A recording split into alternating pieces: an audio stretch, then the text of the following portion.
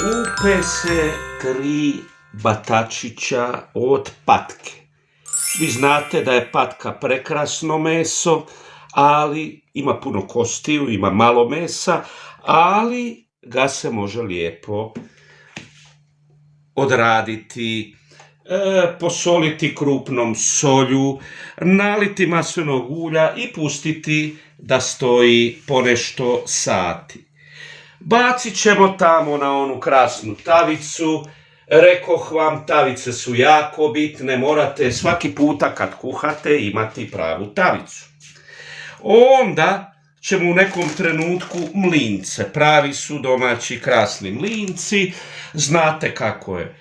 Staviš u lonac vode, kad voda jako zavrući, ne mora biti kipuća, onda ubaciš mlince, nakidaš ih, pa znate ljudi, pa vi ste kuhari stari, ocijediš i staviš na ono ulje gdje će se peći patka.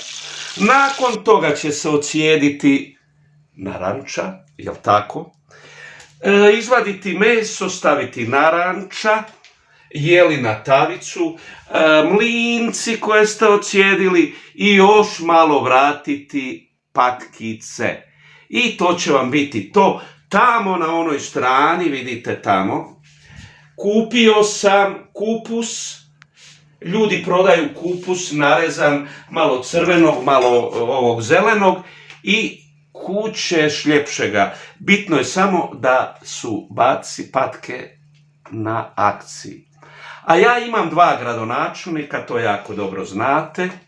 Jedan je u Zagrebu, obožavam i drugog još više obožavam, a to je naš Peđica Grbin, koji će ovo ljeto džuskati u Pulskoj areni na Orsa Đinovića.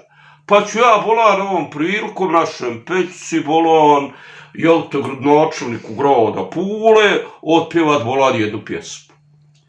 Kad me ides iznervira, u kafanu ja ću poći, prevarit ću sve birače, prevarit ću navijače, tursorovat ću cijele noći. I tebe sam sit Peđice, da Bog da izbore izgubio, raja te ostavila zbog cajki te zaboravila, šta nam radiš, Peđo, Peđo?